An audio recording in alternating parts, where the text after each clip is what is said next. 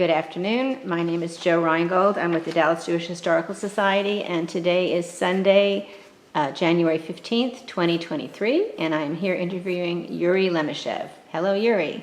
Hi. So, you know what to say. Go ahead. Tell us about your background, etc. Okay, my name is Yuri Lemeshev.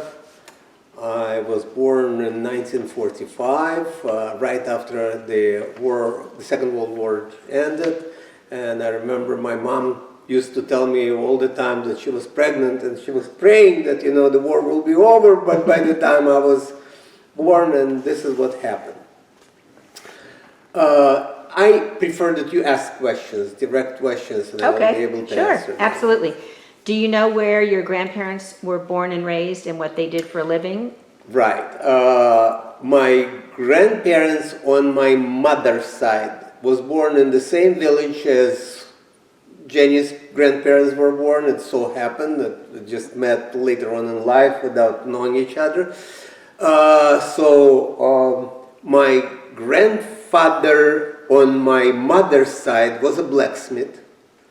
My grandfather on my father's side was a carpenter. At that time, when we were, living in a small village, the woman had only one function: giving birth to children and raise the children. On my mother's side, I had, 8 or 9 cousins, and my father's side, I have 3 cousins, first cousins.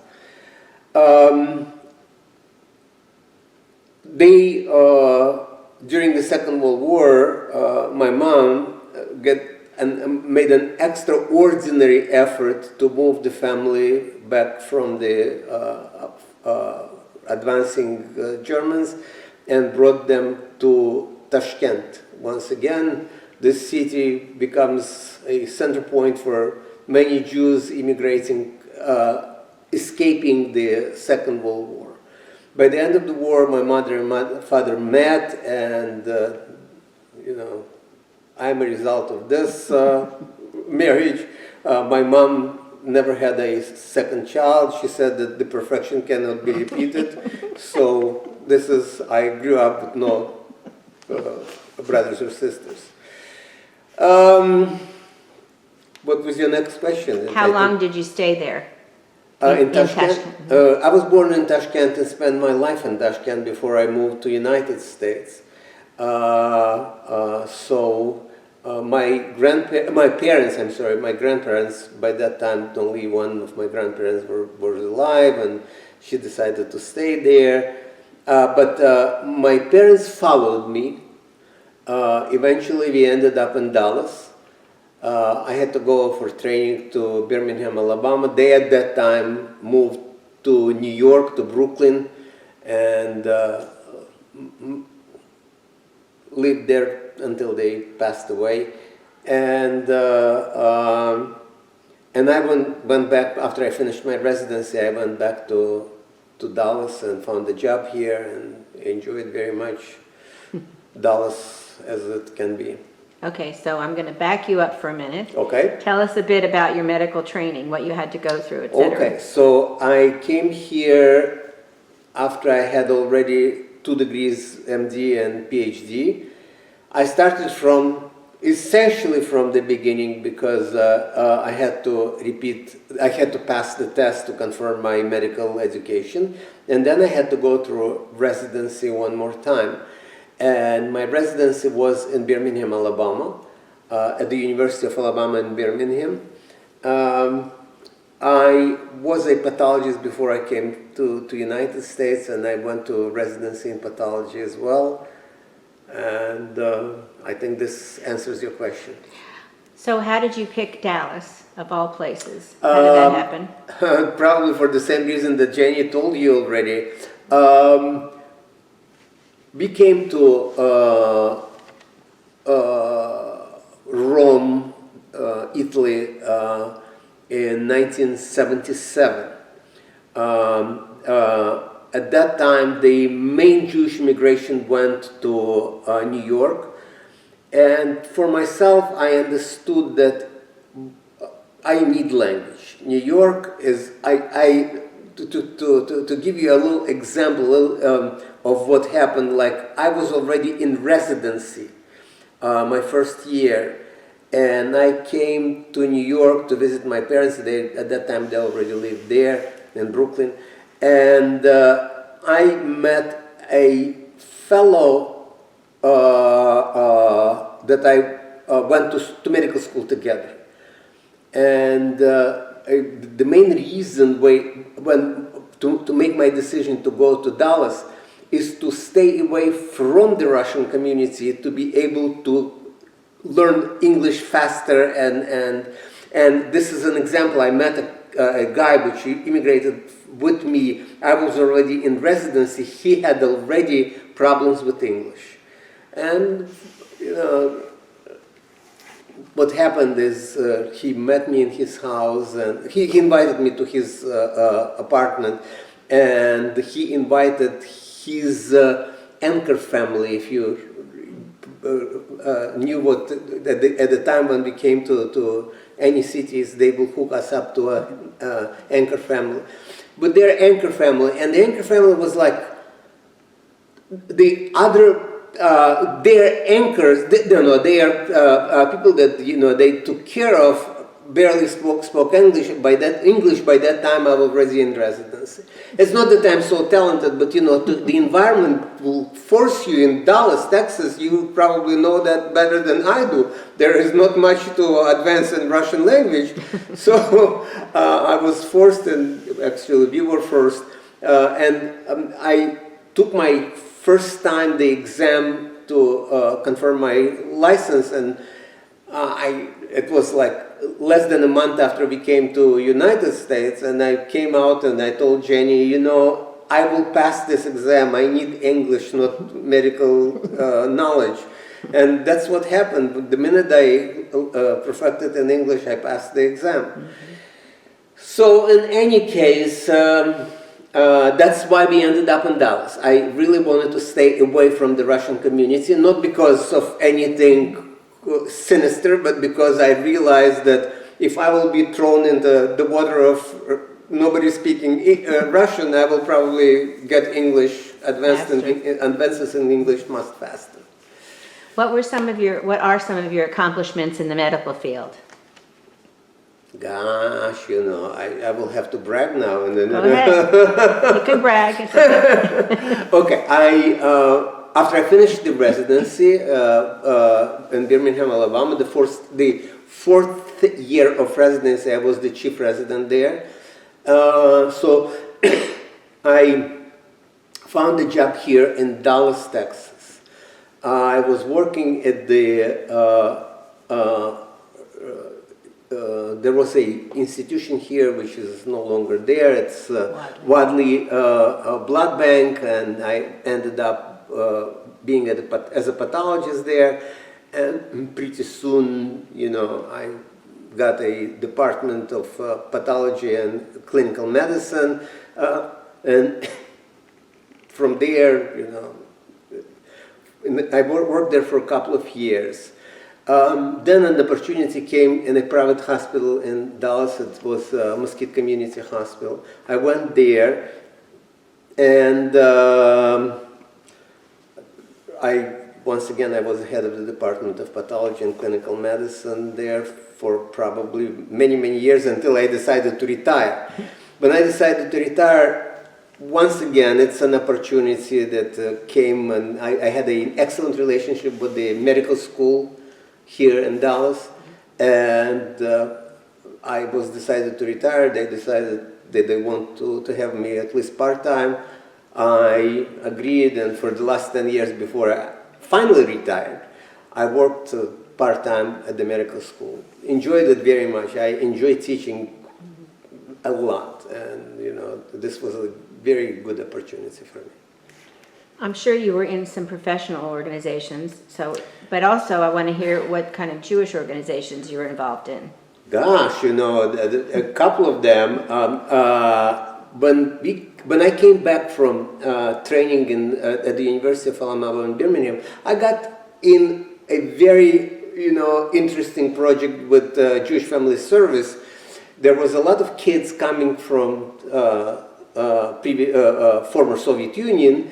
All of them were uncircumcised, and I took the project of arranging the circumcisions with the right people, with the right rabbis, with the right, with the right kids, with the right parents at the same time. So this was an interesting project. As of Jewish organizations, probably the more advanced that I got is the Zionist Organization of America. I was even for a while. Bnei Zion. Bnei? Then it was Bnei Zion. Then it was Bnei Zion. Okay, Right. Bnei Zion, and and Yeah, he was the president. there was the president. It was a definite achievement. After that, the Jewish organizations, not very much so, but professional organizations, everything that a pathologist can be. I was in the professional organization like American Medical Association, College of American Pathologists, American Society of Clinical Pathologists, all the alphabet that a pathologist goes through. Any other questions? Oh, I'm sure. Let me think. I know it might be hard for you to phrase this, or to figure it out, but is there one particular thing or a couple of particular things that you're extremely proud of?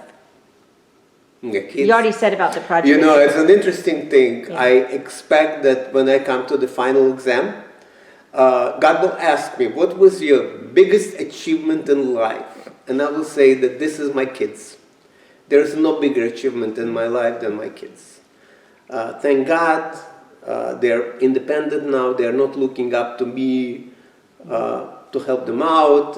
One of my kids, my oldest kid, is a mechanic. Finished Texas A&M. He's a mechanical engineer. He was in the oil industry. Another one lives here in Dallas. He followed my footsteps just to the point. He's a pathologist, and he works for one of the pathology lab here in town. And very proud of both of them. I asked your wife, but I'm going to ask you the same thing. Well, we talked a little bit about how was the adjustment for your kids when they came to Dallas? What do you think they were going through? Gosh, it was much easier for my younger kid because very soon after we came to Dallas, we moved to Birmingham, Alabama. They offered for the kids to the Jewish school. It's not for the oldest because he was already, kind of almost at the high school. No, he was middle school. Middle school, yeah. Middle Mid- school. middle They didn't school. offer nothing. Right, and it's a funny thing that by the time that we moved to Birmingham, Alabama, their English was very good. Mine is still at the level that you can hear it now. He told at the school that we moved from Texas.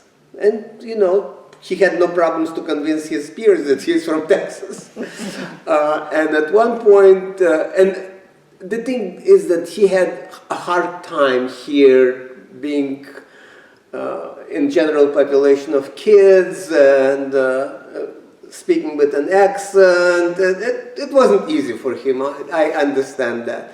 But when we came to Birmingham, kids accepted him that he came from Dallas, and it wasn't much of an issue.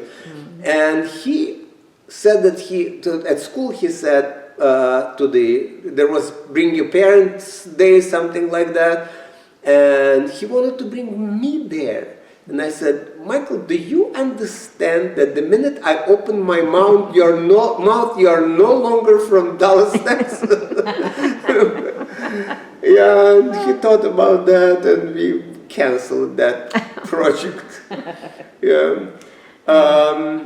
So this is how the thing developed, and we came back to Dallas because I found a job here. Right. Thank God. Did you have other choices, or this was it? Number one choice, and that's it? There were other choices I didn't even explore because we came from Dallas. The institution that I used to work took me back, and it was like not much of a issue to start looking somewhere in Alaska or things like that, where it's cold. Hawaii, Alaska, a remote place. No. So I love to ask people who are not from here, especially, how have you seen Dallas change from the time you got here till now? A lot, in my opinion. One of the biggest changes I attributed to Dallas Jewish community is Dallas data. Dallas Area Tourist Tourist, Association. right, Tourist Association. But after they moved, the Jewish community in general moved to the right. They brought a lot of educational opportunities. They brought rabbis. You know, I got involved with them, of course. You know, maybe I'm biased, but I saw a definite move starting as a result of which even the what is the Reform community, if you will go to their services now versus their services in 1977, it is let me tell you an example. The first year we are here, and we didn't know much of the different Denominations. Right. And the first year Yom Kippur service, Jenny, I, kids, and my parents were still alive at that point. And I don't know why, but you know, just because we didn't know any different, we went to Temple Emmanuel. Nothing derogatory, please. It's just 4 o'clock in the afternoon, the service was over. I'm not exaggerating it. Yeah. 4, maybe it was 5. The sun is shining. My father comes out of the shul and he says, "What do you mean the service is over?" It just, you know, you cannot stop, you know, you have to. So we went to Tiferet Israel. And the service was just going on there. It was not even, you know. We stayed to the end of the service, and my father said, "Oh, of course, you know, it's evening, we can go now and have a meal and things like that." It was an interesting experience. After Data moved here, all the Jewish organization moved a little bit to the right. And definitely, you know, Data is an Orthodox organization. There is no doubt for me about that. And we eventually ended up with Or HaTorah. Eventually, it took a while. Actually, it took... I don't want to say anything about that. I told him. You told them? Yeah, that's okay. Okay. Oh, you know, it doesn't matter. But, you know, we decided, I decided, Jenny was a little reluctant, but I just to move to Dallas area, to Or HaTorah. And, you know, interesting projects there, you know, I studied, they provide individual, you know, lessons, which I'm much better in studying one-on-one than studying in a group. And Okay. it worked out for us very well. We had a rabbi here, Rabbi Abrams, who studied with us now, I don't know, for 30 years, over 30 years. Oh, wow. Wonderful. Yeah.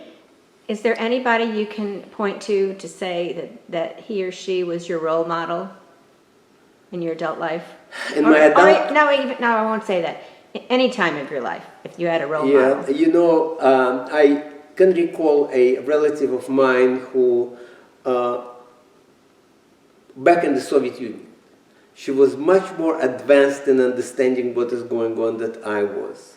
And she taught me how to read, for example, a newspaper, which is a pro-Soviet, pro-government newspaper, to read things that they tell you, but to read it between the lines, what they are actually saying and what they mean when they are saying things like that. This is a tremendous, you know, influence in my way of thinking, if I may say that. And I always would say that there's a lot of people in my life who taught me professionally. To those people, there is no return except what they taught me to give, to teach the next generation of people. This is the only way, because you cannot go back to them and say thank you. Okay, fine. But if you do what they did to you, this for me was the most important life advancement that I can say. So professional, those who taught me professionally did a great job, I think, and the only thing I was able to return the favor is to teach other people. I didn't get a chance, I forgot to ask your wife, but I'll ask you. Are there any relatives that are still in Ukraine that you, or have you had a chance to visit since you've left? Well, this is a very interesting question that I come back and back to the same answer again and again. Okay, at this point, no, I don't have close relatives. All my close relatives, cousins, first cousins, are now in Israel, and we visit them quite often. As for going and visit the places, I don't have that attachment for some reason. I left with with such a bitter taste in my mouth that I just don't even want to go back and look. And this is not something. Russia is still, in my opinion, is a country with no laws, and Ukraine as well. You know, I don't make much of a difference between those two. Those are two thugs fighting each other, in my opinion, right now. If they decide to grab me and put me in jail when I'm there, do you think that the United States will start a war with Russia because of me? I would rather be here or go to visit other countries that I feel, you know. So no. I never went, I never even had a desire to go. I think it's similar to, for some people, for some other countries as well, it's difficult. Yeah, it's not unique. Yeah, I understand. right. The feeling is not unique. Yeah. So the last thing I'm going to ask you is, do you have any regrets about coming here at all? None. I feel that I am the lucky one. I feel that no other country will provide an opportunity for me, for Jenny, for my family, as United States did. I'm eternally thankful. Thank you. Is there anything else you want to add? That's it. Okay, that's it. Thank you very much. I appreciate it. Thank Sure. you very much. Wonderful.